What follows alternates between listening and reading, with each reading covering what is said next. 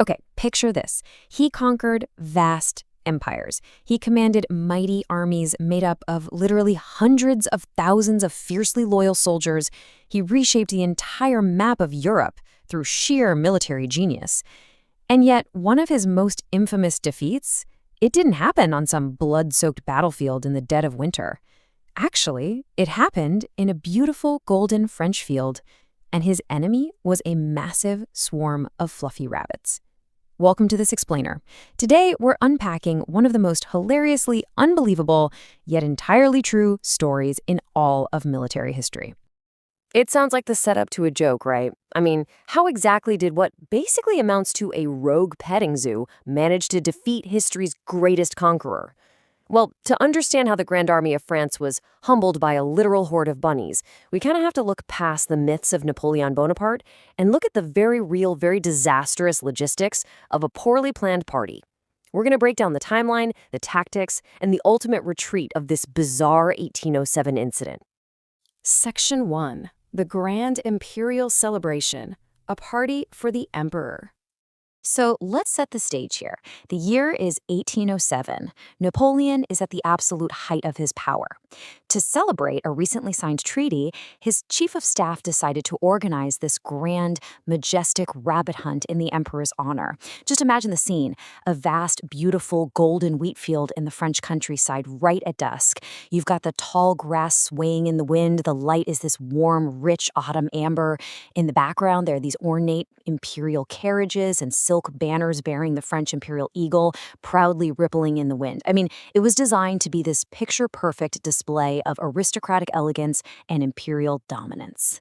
And to make absolutely sure the emperor had a thoroughly entertaining afternoon, they didn't just gather a few dozen rabbits. Oh no. The organizers gathered rabbits by the thousands. That's right, thousands. Picture these heavy wooden crates stacked high across the grassy field.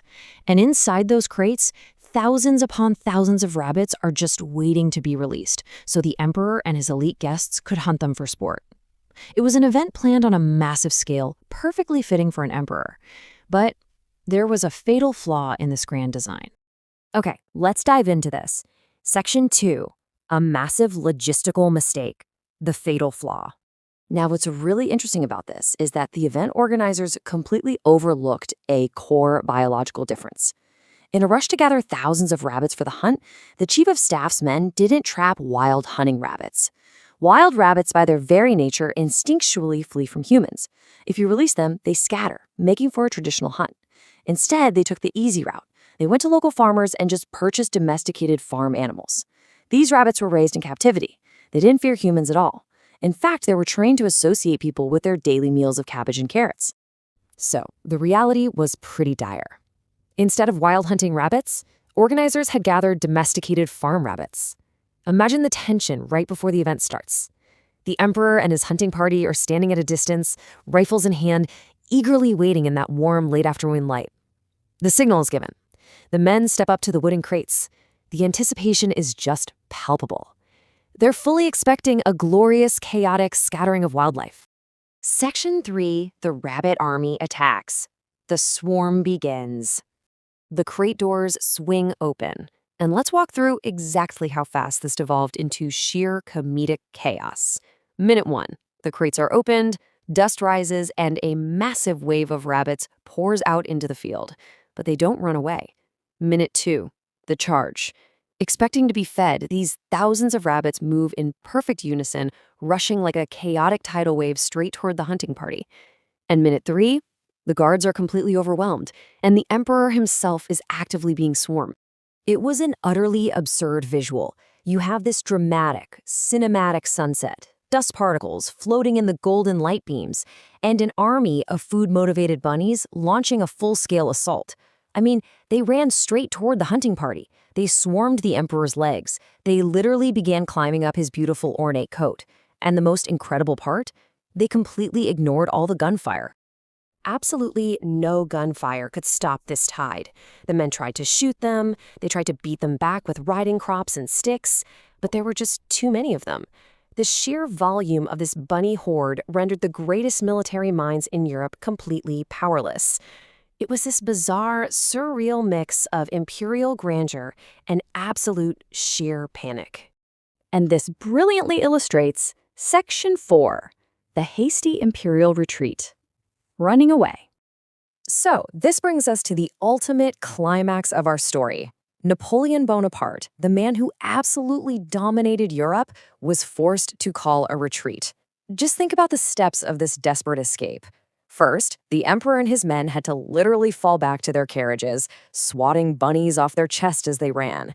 Second, they piled in, and the coachman had to whip the horses, speeding those ornate carriages away down a dusty countryside road. And finally, step 3, they barely managed to escape the swarm, leaving the rabbits scattered across the field behind them. It's like a slow-motion, dramatic, cinematic scene of an imperial carriage fleeing for its life from tiny farm animals.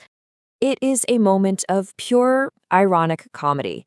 A triumphant celebration of imperial power ends in a hasty retreat. You have the grand French imperial eagle emblems, the deep blues and crimson reds of their uniforms, basically the absolute peak of 19th century military pomp, all retreating in an absolute panic because someone bought the wrong type of rabbit. Section 5, History's most absurd lesson. History's humor. To this day, historians retell this event as one of the strangest anomalies in Napoleonic history. It proves that even the greatest conquerors could be humbled by the smallest of creatures. It's a really profound reminder about the limits of human control. You know, you can conquer continents, you can command huge armies, you can plan the most majestic, logistically complex events, but you can never, ever account for the sheer unpredictability of nature or the consequences of a simple logistical oversight. The hubris of an emperor was completely undone by a horde of hungry, adorable farm animals just expecting their dinner. So, as we wrap up this explainer, I want to leave you with a provocative question. What other small, unpredictable forces could humble an empire today? Because power is kind of an illusion that takes just one unexpected variable to completely shatter. If Napoleon's grand army couldn't hold off a field of domesticated rabbits, it really makes you wonder what tiny, overlooked details might be ready to disrupt the powers of our modern world right now. Thank you so much for joining me for this deep dive, and I hope it leaves you eager to uncover even more strange, unbelievable truths hidden in the pages of history.